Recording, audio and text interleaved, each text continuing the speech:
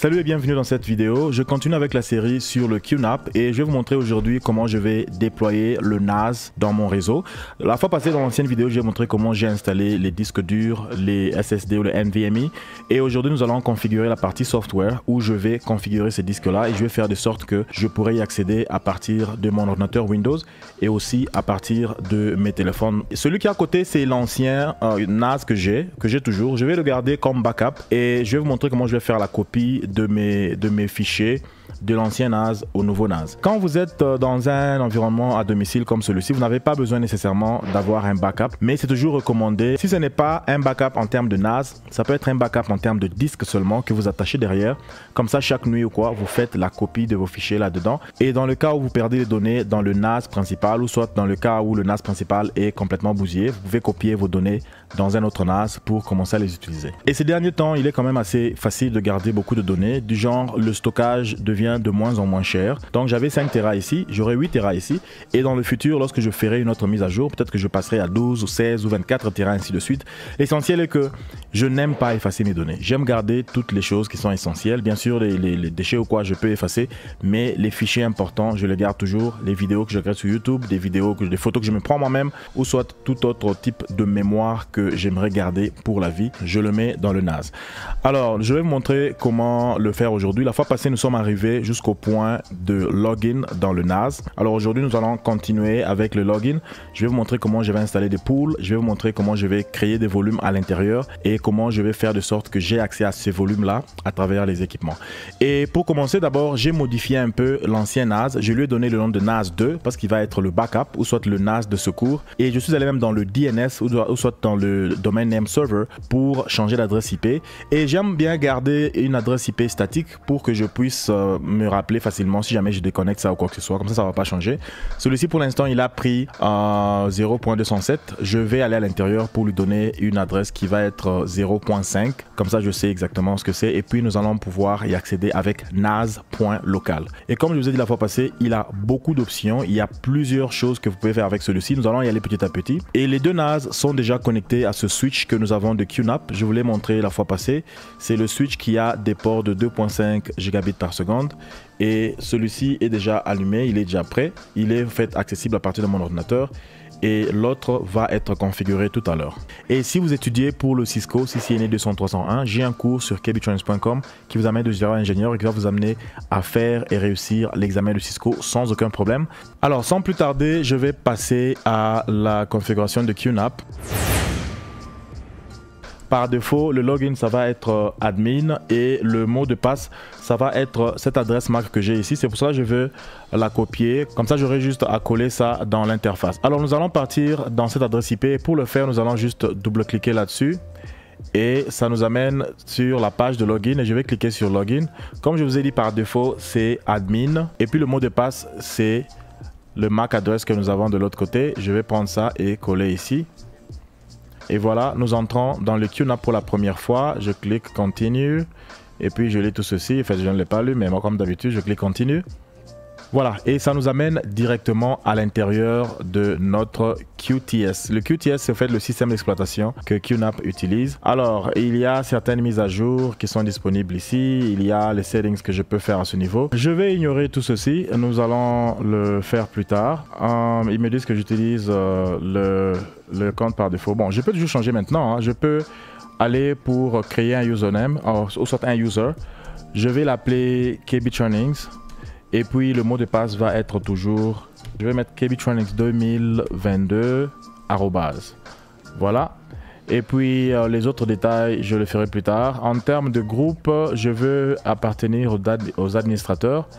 Et puis les emails et tout, j'en ai pas besoin tout à l'heure. Je crée 7 utilisateurs. Et puis, comme vous voyez, il y a l'utilisateur admin que je peux désactiver si je veux. Mais pour l'instant, comme je suis login comme admin, je ne peux pas le faire. Alors, l'une des choses que je vais faire, c'est d'aller dans mon système et de faire quelques configurations. Le nom du serveur, je vais l'appeler juste NAS. Et tout le reste, je crois que je peux laisser comme ça. Et une chose que j'aimerais aussi modifier, c'est l'adresse IP. Comme je vous ai dit, je veux utiliser .5 à la fin. Alors, je vais dans Network and File Services. D'abord, je vais dans Network and Virtual Switch. Je pense que c'est ici que je dois changer l'adresse IP. Alors, ce que je vais faire est que je veux modifier mon interface pour que l'interface utilise une adresse IP statique. Alors je vais appuyer sur Configure et à partir d'ici je vais utiliser une adresse IP qui est statique. Je vais mettre 5 et puis je crois que c'est tout et je clique sur Apply. Alors là ça va me log out. The DNS IP has not been set et tout ça, tout ça, tout ça. DNS settings. Je dois mettre 10.35.0.2, c'est mon DNS local. Et le deuxième, je veux mettre Google. Puis je clique sur Apply. Et puis on me demande de confirmer, je confirme. Et déjà, je n'aurai plus accès à partir de cette IP. Je devrais aller sur la nouvelle adresse IP. Et puis je clique sur Login. Ou soit je peux aussi seulement mettre, au lieu de mettre tout ça, je mets nas.local. Ça m'amène à la même page. Et je peux login. À partir de là, je regarde nas.local, je crois que c'est mieux. Alors, une fois dans le système, je vais aller pour créer des volumes qui vont être partagés en réseau. Je vais sur Control Panel et puis je vais dans Storage and Snapshot. Ici, en termes de overview, on nous montre qu'on a ces 5 disques ici que nous allons utiliser plus tard. Storage and Snapshot, nous n'avons encore rien qui a été créé. C'est ici que nous allons créer un nouveau storage pool. Il y a une option ici qu'ils appellent Qtier. Qtier permet au fait de mélanger différents types de disques, de SSD, les hard drive, ainsi de suite, de sorte que les disques le plus rapides va contenir les fichiers les plus recherchés. Alors, j'ai pas besoin de ça parce que je ne vais utiliser que les hard drive dans un seul disque. Alors, pour mon premier disque, je vais utiliser le 1, 2 et 3. Donc, je vais utiliser nos disques durs seulement. Et vous allez voir que je vais utiliser le SSD juste pour le cache. Alors en termes de RAID, j'utilise le RAID 5.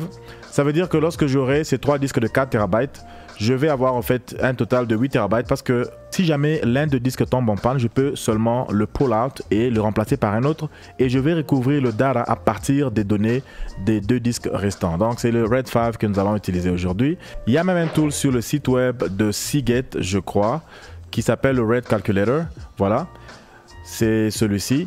Dépendant de ce que vous êtes en train de chercher, par exemple, moi dans mon cas, j'ai 3 disques de 4 TB. Alors si je prends RAID 5, ça va me donner un disque de 8 TB au total et puis j'ai 4 TB de protection. Donc si je perds un disque, je peux le remplacer par un autre. Si je prends le RAID 0 par exemple, c'est là que ça allait me donner 12 TB. Si je prenais le RAID 1, ça n'allait me donner que 4 TB parce que ça c'est le mirroring. Ou soit ça va répliquer le fichier dans tous les disques. Et je note que les disques que j'ai ici, ce sont des disques de Seagate. Ce sont des bons disques qui ne s'abîment pas facilement. Alors que les disques que j'avais dans mon ancien NAS sont des disques de white label. En fait, ça n'a même pas de nom. Des disques que j'ai achetés sur Amazon. Mais ça avait déjà des erreurs. J'étais obligé de les scanner tout le temps, ainsi de suite. Donc, ce n'était pas intéressant. Alors, j'ai mes 3 disques. Je vais appuyer sur Next. Et on me demande à quel niveau on doit me faire l'alerte et tout. Si ça arrive, je crois, à 90%. Quel est l'espace qui doit être garanti pour les snapshots? Je dirais 10%, c'est bon. Et puis, je clique sur Next. Et puis voilà, donc j'aurai 7.26 TB, ainsi de suite. Et puis voilà, je vais cliquer sur Create. Ça va me créer mon premier storage pool. Ça va prendre un bout de temps, nous allons laisser finir le process. Voilà, on nous montre que le pool a été créé et à l'intérieur du pool, c'est là que nous pouvons créer un nouveau volume ou soit le disque même qui va être partagé en réseau. Alors je peux changer de type et pour l'usage général, c'est le thick que vous pouvez prendre. Alors j'appuie sur thick et puis je vais utiliser le storage pool 1. Je vais appuyer sur next. Et je vais donner un nom à cela ici. Je vais carrément appeler ça data. Et puis, je vais set ça à la capacité maximum de mon storage pool. Donc, ça peut aller jusqu'à 6 TB. Et puis, tout le reste ici, je n'ai besoin de ne rien changer. L'alerte, je mets ça à 90%. L'encryption, je n'en ai pas besoin. Et puis c'est tout, j'appuie sur Next et on me montre les détails de ce que je vais créer ici. Et puis j'appuie sur Finish. Ça va prendre du temps pour me créer un volume en bas ici. Et ce sera ça le volume que je vais utiliser en réseau. Donc le volume est en train d'être créé maintenant et je clique sur Close. Ok, pendant que le volume est en train de finir l'optimisation, je peux aller ailleurs. Alors, ici dans Cache Acceleration, c'est là que je vais utiliser le SSD de 250 Go pour accélérer le volume que j'avais créé. Alors, je vais appuyer sur Next et je vais prendre celui-ci. Je vais le mettre dans le read and write. Donc ça va en même temps lire et écrire. Over provisioning, je vais mettre ça à 5%. Je prends carrément juste all et puis je vais appuyer sur next. Voilà, je choisis le data que j'avais créé, j'appuie sur next et ça sera tout. Je vais appuyer sur create. Donc on me met juste en garde qu'on va effacer toutes les données là-dessus, ainsi de suite. Oui, je comprends et j'appuie sur OK. Et là, ça me crée c'est en train d'initialiser le SSD pour que ça puisse supporter les lectures et les écritures qui vont vers mon disque principal. Et tout le reste, les iSCSI et ainsi de suite, ce sera peut-être à couvrir prochainement si j'en ai besoin. Mais pour l'instant, dans mon réseau, je n'en ai pas besoin. Voilà, ce que je vais faire maintenant est que je vais déployer mon disque en réseau. Alors je vais aller dans Network Access ou soit accès réseau et je vais aller sur Win Mac ou soit Windows Mac ainsi de suite. Alors à partir d'ici, on va me demander quel service je veux activer. J'active le premier service ici pour le partage de fichiers avec les produits Microsoft. Je vais juste appeler ça NAS et puis ça sera un standalone, il n'y aura pas de domaine name ou quoi que ce soit, fait de domaine controller. Et en termes de Apple, je peux activer AFP, mais déjà avec le SMB de Microsoft, je peux aussi accéder facilement avec Apple. Mais j'active carrément AFP, soit les Apple Filing Protocol. Les NFS et puis le WebDAV, je n'en ai pas vraiment besoin. Je vais laisser ceci désactivé. Déjà avec ce que j'ai fait ici, les deux, Microsoft et puis Apple, je peux voir mon disque en réseau. Je vais cliquer sur Apply et puis nous allons voir si nous pouvons y avoir accès à partir de mes téléphones et les ordinateurs. Alors, je vais aller sur mon ordinateur et je vais aller dans This PC et puis je vais appuyer sur Map Network Drive. Alors, ici, je peux prendre... Déjà, Z est occupé par NAS2.local. Je vais mettre celui-ci comme Y.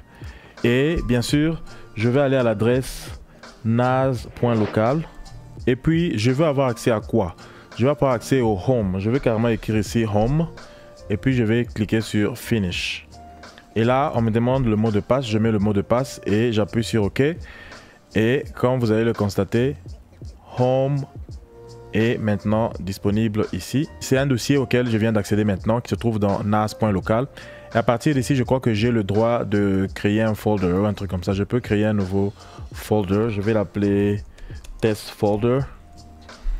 Et je laisse comme ça. Et je peux prendre, copier un nouveau fichier pour l'amener à l'intérieur. Alors, je l'amène dans le folder et puis je le colle ici. Il est transféré et collé sans aucun problème. Voilà, là c'est à partir de Windows. Alors je vais vous montrer la même chose dans le Mac. Dans le Mac l'a déjà détecté automatiquement. Donc je vais essayer de faire Connect As et puis je vais changer ça à KB Trainings et puis je vais mettre le mot de passe. Remember this password, connect. Là je rentre dans les NAS, j'ai Home et puis Public. Dans Home, c'est là que j'avais créé le dossier test folder. Et si je viens ici, je vais retrouver le document que j'avais copié. Ça, c'est pour le Mac. Alors, avec le téléphone Android, j'ai Qfile ici. Et puis, je vais aller dans NAS Management, là où je gère les NAS. Je vais appuyer sur Add NAS. Et ici, on me demande l'adresse IP de mon NAS. Je vais faire nas.local. Et puis, le username, ça va être KB Trainings. Et le mot de passe, voilà. Le reste peut rester comme ça et puis je vais appuyer sur Login. Tant que ça se trouve dans le même réseau, vous voyez que maintenant je vois les mêmes folders. Si je vais dans Test Folder, je vois le document. Alors pour le iPhone, je vais avoir l'application Qfile qui est là et je clique sur Qfile et ça va se connecter à NAS2.local parce que c'est le seul QNAP ou soit le seul NAS que j'ai maintenant. Je vais sur menu Manage NAS et puis je vais ajouter un nouveau NAS. Je vais l'appeler NAS.local et puis le username ça va être KB Trainings et le mot de passe ça va être, le reste peut rester comme ça et j'appuie sur Login. Voilà, ça s'est connecté au NAS. Et je peux voir les différents dossiers, entre autres le test folder avec mon document qui est à l'intérieur. Donc là, vous avez vu comment j'ai pu avoir accès à tous mes fichiers à travers mes différents ordinateurs.